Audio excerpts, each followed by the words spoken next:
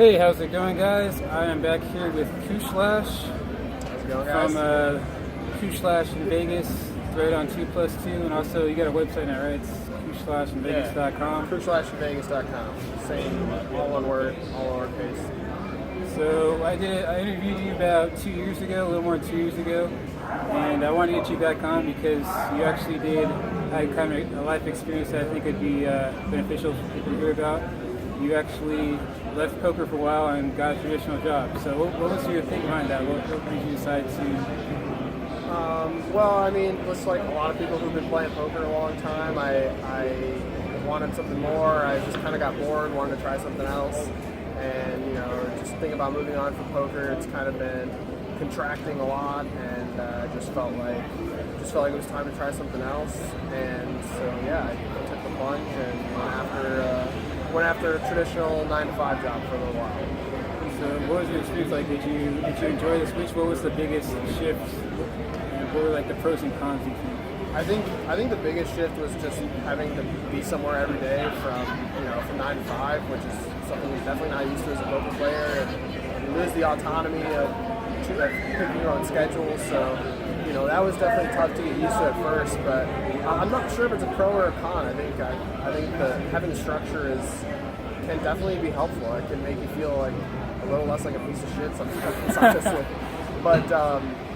But yeah, I mean, and I really enjoyed what I did, and I enjoyed the people I worked with. Unfortunately, just being in an office 9 to 5 wasn't for me. So I ended up hanging it up after about 6 months, and I was really grateful for the opportunity and things like that. And I think it was a good stepping stone for me because I still do want to move on to poker, but I felt fortunate enough that I didn't have to stick with a job I didn't really like, because I did have poker to fall back on. Cool. So you did it for about 6 months. So what would you say were like the positives? Like I think the main positive was it just like broadened my horizons, gave me an experience I'd never had before. I definitely built some skills with, like technical skills. I got a lot better with Excel. I learned some programming in SQL and things like that. And I also learned a lot of people skills. In poker, you don't really have to work with anybody. It's very individualistic, and so I learned a lot about how to work with people and how to work on a team, and that's kind of nice. It's definitely one of the pros. Just getting back to the pros and cons, it's definitely one of the pros of having a traditional job is you feel like you're part of a team. You feel like you're working towards something, and you don't feel like you're just alone. Even in poker, we have poker friends, but it's dog eat dog. In the end, I mean, it's tough out there. So in the end, like those guys are going to stack you. Yeah, it can be solitary pursuit. So yeah, it's kind of interesting to have the experience of working on a team and having kind of people align with you rather than like everyone against you. Yeah, for sure. It makes going to work a little less hostile when you don't feel like you're getting like charged every time. So I'm probably you kind of have coworkers, but they're not really on your team. You're just like kind of working. They're more like independent contractors working for themselves. You're kind of in the same field, but you're not on the same team necessarily. Right. I would imagine it's a lot like being in a sales job. I've never done sales, but I would imagine it's a lot like being in like a commissioned sales job where you're competing against other people for sales. I'd imagine like it's kind of like that. Like poker's kind of like that more. But ultimately, you decided to get back into poker, but you're still like, on the lookout for kind of other ways to make money, right? Sure. Yeah, I wouldn't necessarily say it's like me getting back into poker. It's just the fact that I realized that type of job, that job I was in, wasn't what I wanted long term, and so instead of having to just stick it out and wait until I got a different job that I liked, I knew I could fall back on poker, and I have a couple other small income streams that kind of keep me afloat in the meantime. So I opted to not stay there. So do you have any advice for anyone who's in poker right now as far as like finding a job, or do you have any insights like what would you do it again, or what would you do differently? I think I would say networking is the biggest thing because I got my job because I knew somebody, and you can look the best on paper as you want, but the fact of the matter is everybody looks good on paper, and everybody can spin their education and their work history to make themselves look like a great candidate, but having that Foot in the door, pretty much. foot in the door, having that vote of confidence from another person just helps so much. So I would say don't spend too much time cold blasting your resume out. I'd say try to network, try to get somebody you know, and even if it's not the job you want, it might lead you to something down the line that you really want.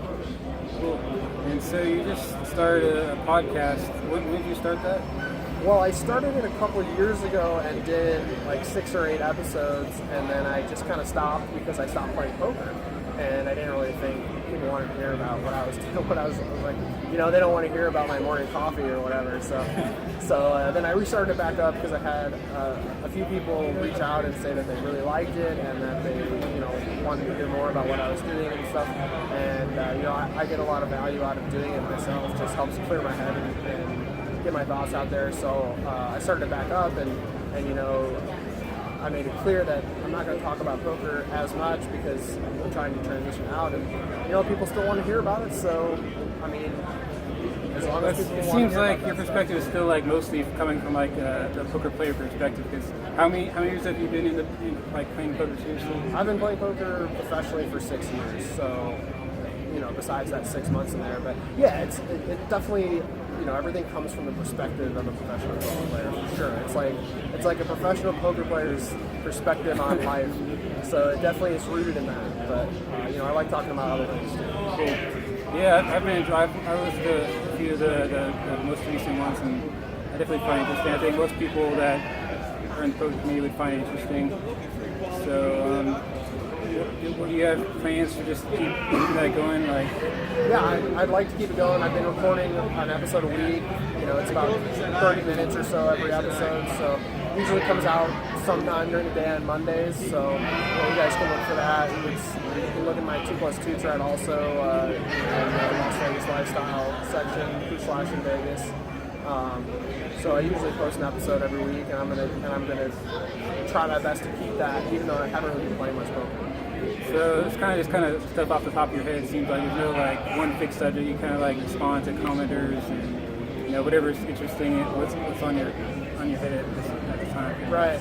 Yeah, it kind of builds on itself because every episode then you get some comments, and then I have more to respond to because people say things, and it kind of just leads in different directions. And so I try to keep it interesting, and I try to talk about things people want to hear about. But yeah, in the end, it definitely is based around poker. But I don't play that much anymore, so I don't feel like I'm really an authority on the subject anymore. So I like talking about other stuff. It's cool. So outside of poker, what are some opportunities you're looking at? As far as just like every other person in the poker community, I got bit by the Bitcoin bug. So I've been looking into crypto opportunities and stuff, but not being technical, it's tough to do you have a specific coin you think is on the rise? I can give you the latest. What do they call them? What does Doug Moore call it? Cheap hot alts. No, I don't really have any opinion on which coins, this or that. I have the coins that I hold, and I'm just trying to basically buy the market, and I think crypto will eventually be important, but I have no idea. I'm just a monkey throwing darts in the board, honestly. Have you tried any other kind of day trading type stuff, like stocks or any of that? I'm not really a day trader. I'm more of a buy and hold guy. So, I just buy and hold index funds and stuff like that, okay. and I dollar cost average into them, and that's the way I invest. So I stay away from trying to beat the market. I think trying to beat the market is like trying to beat the casino. You got people who spend 50, 60 hours a week and use algorithms, and they have fast wires to get their trades in as quickly as possible, and spending millions of dollars to save a millisecond. I'm not going to try to beat those guys. Those guys are the best. So I'm just trying to beat the market and try to collect, anywhere from 5 to 8%, when I can. Okay. So how was your series this year? You didn't play that much? Or? No, I played cash for a few weeks, but I have a trip that I go back to where I'm from in Wisconsin, and for the summers, for the last week of last week of June, and then the first week of July. So, I'm only here for the first 3 weeks or so. I just play cash. I stay away from the tournaments, and I didn't play big or anything. I just played mostly 2-5, and so. But I had a really good series. But I mean, like I said, I'm also only here for 3 weeks. I maybe played like 60 or 70 hours. So. How'd your trip back home? It was great, man. It was great. I enjoy hanging out on the lake and drinking during the day. It's a good time. Do you do boating, fishing, or jet skiing, anything like that? Or? Yeah, a little bit of jet skiing, a little bit of boating, a lot of lawn games. I'm big into cornhole, so I'm probably just going to become a professional cornhole player. I saw that on TV. I don't know if there's any money in that, but I saw that on TV and I thought, you know what? But I'm not that good. I'm only good in the amateur circles. I'm not good as those. Cool. All right.